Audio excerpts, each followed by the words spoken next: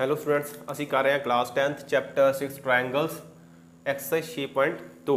सो जिस दे विच असी 6 क्वेश्चन कर चुके हैं तो क्वेश्चन स्टार्ट करते हैं असी अपना क्वेश्चन 7th।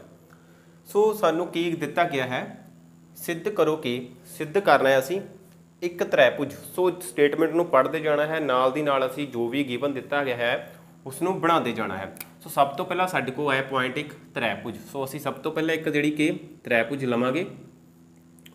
सो ये देखो असी त्रिभुज लै लैंदे हाँ ए बी सी। सो की लिया कीता सी एक त्रिभुज A B C low. Clear. उस तो बाद साडे को है त्रिभुज दे एक भुजा दे मध्य बिंदु। सो एक भुजा दे मध्य बिंदु। सो एक भुजा की गल की गई है दे मध्य बिंदु मतलब कि मिड पॉइंट विचों दूसरी भुजा दे समांतर। सो दूसरी भुजा दे समांतर इट मीनस पैरेलल खिंची गई रेखा तीसरी भुजा नूं समुद्भाजक मतलब कि बाइसैक्ट मतलब कि समुद्भाजक मतलब बराबर दो भागों के वंडती है। बाय का मतलब दो सैक्ट मीनस वंडना। ये असीं सिद्ध करना है। सो एक भुजा के मध्य बिंदु विचों सो एक भुजा असीं लै लैंदे हाँ ए बी। सो इसका एक पॉइंट लैंदे असीं डी। सो मान लो डी भुजा ए बी का मध्य बिंदु है। सो ये साडे कोल की है गिवन दिता गया है कि साडे कोल एक भुजा का मध्य बिंदु है। सो इस तो साडे कोल एक भुजा बनती है, ये बन गई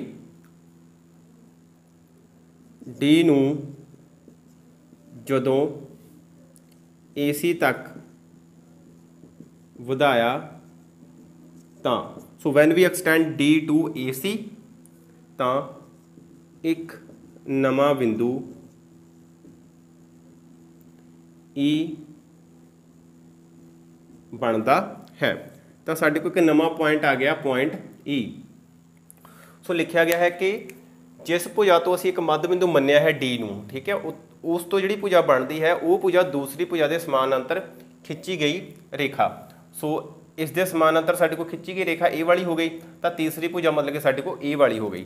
सो ध्यान रखना है कि साडे को पहली भुजा ए है, दूजी भुजा साडे कोल बी सी है,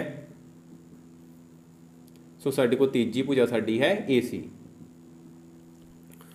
सो ये साडे को की हो गया समांतर। सो डी ई समांतर है बी सी दे। हुण जदों साडे को डी ई जिहड़ी है वो समांतर बी सी दे हो जाएगी, एक तो A D over D E बराबर आ जाएगा साडे को ए ई ओवर ई सी। सो हुण साडे कोल ये जदों समांतर होणगियां दोवें भुजावां तां ये साडे को दोवें भुजावां जिहड़ियां ने समान अनुपात विच वंडियां जाणगियां।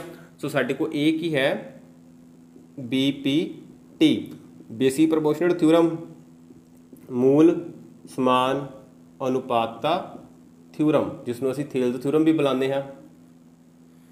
क्लीयर।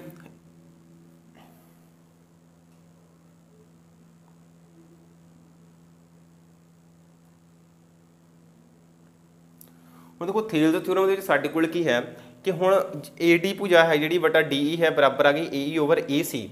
ये दोवें इस दे बराबर आ गई। डी जिथे मध्य बिंदु से साडे को ए बी का, तो जदों ए भुजा का अनुपात जिहड़ा इस दे बराबर आ गया, क्यों? क्योंकि ये दोवें साडे को समांतर हैं, तो साडे को ई जिहड़ा है वो भी बिंदु ए सी का जिहड़ा कि मध्य बिंदु होवेगा। जदों A D over D E बराबर होएगी ए ई ओवर ई सी, तां ई बिंदु भुजा किहड़ी ए सी दा मध्य बिंदु होवेगा। सो ए सी साडा क्वेश्चन 7th। सो ध्यान दिओ कि साडे को त्रिभुज कहा गया सी, त्रिभुज लई ए बी सी, ते एक भुजा तो साडे को मध्य बिंदु सीगा कहा गया कि वो मध्य बिंदु असीं लिया डी, ते उस तो एक भुजा खिंची जाती है जिहड़ी दूसरी भुजा के समांतर है। सो इसकी समानांतर हो गई साडे को। ਤਾਂ ਦੱਸੋ ਕਿ ਜਿਸ ਪੁਆਇੰਟ ਤੇ ਉਹ ਵਾਲੀ ਭੁਜਾ ਜਾਂਦੀ ਹੈ ਤਾਂ ਇਹ ਵਾਲੀ ਭੁਜਾ ਏ ਸੀ ਤਾਂ ਕੱਟ ਕਰਦੀ ਹੈ ਈ ਤੇ ਜੋ ਅਸੀਂ ਲਿਖਿਆ ਹੈ ਸਾਰਾ ਕਿ ਈ ਪੁਆਇੰਟ ਬਣਦਾ ਹੈ ਜਿਸ ਤਰ੍ਹਾਂ ਵੀ ਅਸੀਂ ਲਿਖਿਆ ਹੈ, ਤਾਂ ਏ ਸੀ ਜਿਹੜੀ ਹੈ ਅਸੀਂ ਦੱਸਣੀ ਹੈ ਕਿ ਉਹ ਵੀ ਬਰਾਬਰ ਅਨੁਪਾਤ ਵਿੱਚ ਵੰਡੀ ਜਾਵੇਗੀ। ਤਾਂ ਜਦੋਂ ਏ ਸੀ ਬਰਾਬਰ ਅਨੁਪਾਤ ਵਿੱਚ ਵੰਡੀ ਗਈ ਤਾਂ ਇਹਨੂੰ ਵੰਡਣ ਵਾਲਾ ਕੌਣ ਸੀ?